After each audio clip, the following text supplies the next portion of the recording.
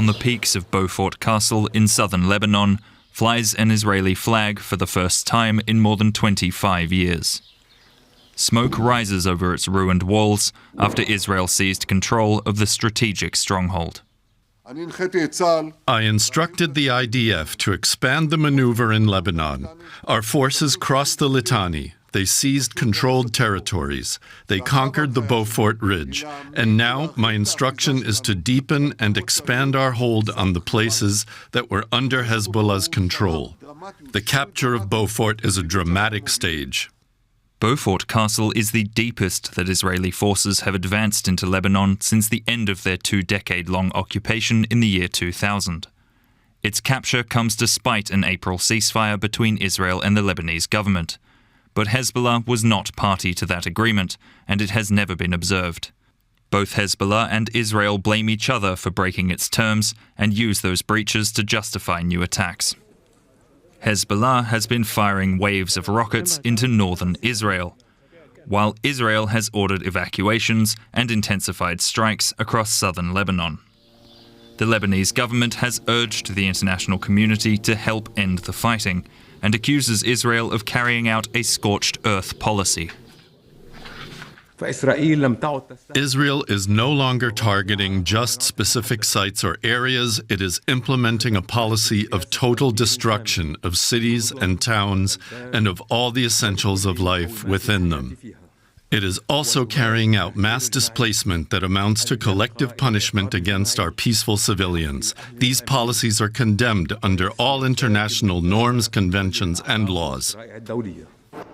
Direct talks between Lebanon and Israel have been held in Washington, but with Hezbollah refusing to take part, the discussions have so far failed to stem the fighting.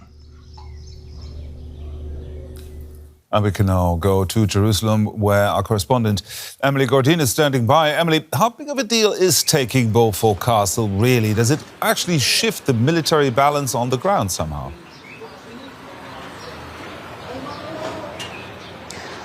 Well, in Israel, it's certainly seen as a tactical success, right? The Beaufort area is seen by the IDF as a key commanding structure, commanding area for Hezbollah. Beaufort Castle sits on a mountain ridge that overlooks not just large parts of southern Lebanon, but also northern Israel. It comes to, you can see the border from there as well.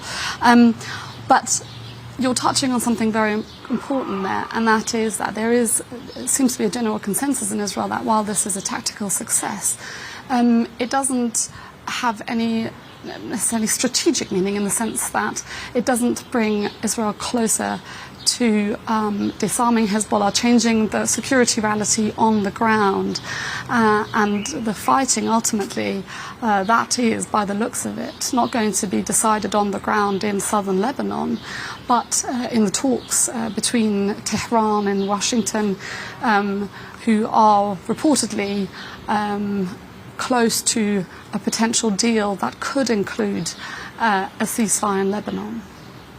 Now they've crossed the Litani River and are pushing deeper than we've seen in decades. We've just in the report heard Benjamin Netanyahu there. Where does this stop?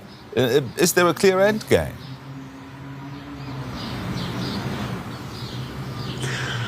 Well, that's the big question. Observers, when they look at this, they say there is no strategic thinking here.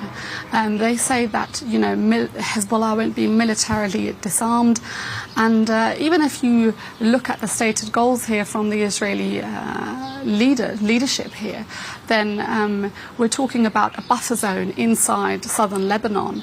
But it's not clear how big that buffer zone is going to be. Currently, Israel occupies about a fifth of Lebanon, and still Hezbollah is able to launch rockets and deadly drones at northern Israel.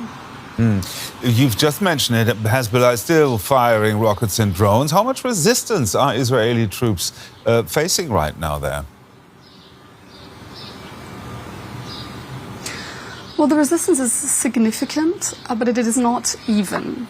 So if you look at last year, for example, where we saw Israel striking parts of Beirut and lots of southern Lebanon, you saw a very small response during some certain periods of last year, whereas now you're really seeing Hezbollah sort of up the ante. But again, it is not quite even in the sense that over the last few days, the IDF reportedly killed dozens of Hezbollah fighters, whereas the death toll on the Israeli side is, even if it's consistent in the sense that we're almost every day hearing reports of a soldier who was killed in southern Lebanon, it is not to the same numbers as we're seeing in Lebanon. But the real problem here hasn't also been addressed, and that is the drone threat that Hezbollah poses. And a defense official in Israel admitted over the last few days that Israel has not been able to change the security reality because of these explosive drones that Hezbollah has been launching. Now, Hezbollah has been using these so-called FPV drones, first-person view drones. They're very small, very efficient, and they go by fiber optics. These are fiber optic drones that are very difficult to intercept, and they've caused significant damage to the IDF over the last few weeks.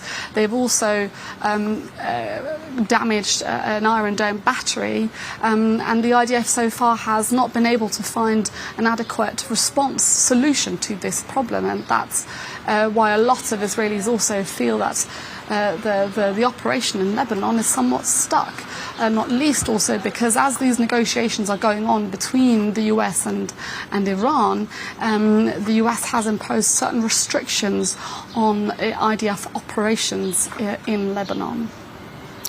DW's Emily Gordine there reporting from Jerusalem. Thank you very much, Emily. Let's bring in Karim El-Gawhary. He has reported extensively from the entire region and joins me now from Cairo. Karim, from where you are, how is this Israeli push into southern Lebanon being read across the Arab world? Is this seen as escalation or something even more significant? Well, it's definitely seen as a serious military escalation. Israeli troops not only today conquered the Beaufort Old Crusader Castle. I mean, I passed this area in South Lebanon many, many times. This is really the highest point in the area. You can oversee from there really wide parts of southern Lebanon. You can oversee the whole border area. You can see until the town of Nabatea, and you can also control the southern road from the Mediterranean towards the Bekaa Valley, an important Hezbollah supply road. In addition, the Israeli troops also reached the outskirts of Nabatea itself, the town of Nabatea. That is the most important town in this area in the south. And it's also the center of not only Hezbollah, but the center of Lebanese Shia life. So the Israelis basically moved the conflict away from the border into an area deep into Lebanon. In addition, there are evacuation orders that now contain roughly a fifth of the Lebanese territory. So a big military shift. It remains to be seen what that all means politically, if this military power really can translate itself into some political win, because that's anything but certain. Now, if you look at Lebanon itself, this goes well beyond, as you've just described, the border zone that people are used to. How much pressure is that putting on the Lebanese government right now? Well, the Lebanese state is really standing here on the sideline. This ceasefire the Lebanese state signed with Israel, it shows now that it means absolutely nothing. The big question is if the Israeli army today took really too much to swallow. It reminds me all a bit to the Israeli occupation in 1982, when the Israeli army already once before conquered this famous castle, and Hezbollah then was formed as some kind of reaction towards the Israeli occupation, and the Israeli army then came under permanent attack in this area until the soldiers finally left in 2000. And at that time, I can remember quite relieved when they could get out there. So with all this, I think Hezbollah will regain some kind of new legitimacy, especially among the Shia population that has lost their homes. And this organization, of course, will put on their flags now more than ever the liberation of Lebanese territory. And I think the whole thing will really get its own new dynamic. Now, there's technically a ceasefire on paper and talks coming up in Washington. Does this military move weaken diplomacy, or is it part of a bigger power play? No, I mean, it's certainly what happens today. I mean, this is not the main important negotiations of the negotiations with the Americans and the Iranians. And what happened today will strengthen the forces in the Iranian regime that want to link the war at the Gulf, the Strait of Hormuz, with the end of the war in Lebanon and the demand of the withdrawal from Israeli troops there. That will certainly move up now in the Iranian agenda. And it will make the negotiations more complicated. And most important, it will make them more dependent on the Israeli Prime Minister Benjamin Netanyahu. And Netanyahu does want no end of the war, neither in Lebanon nor in Iran.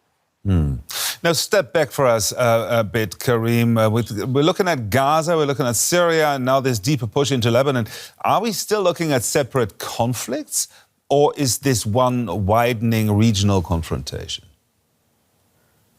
Well, as you know, Netanyahu just ordered a few days ago that the Israeli army should now take 70% of the Gaza Strip. Now, they already control 60%, so also there a clear expansion.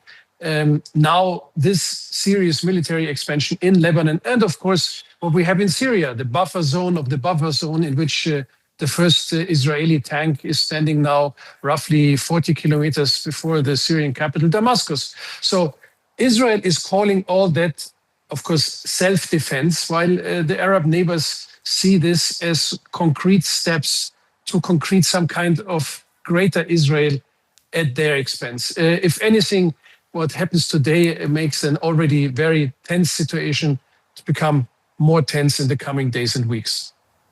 Karim El-Gawhary there. Thank you very much, Karim. You're welcome.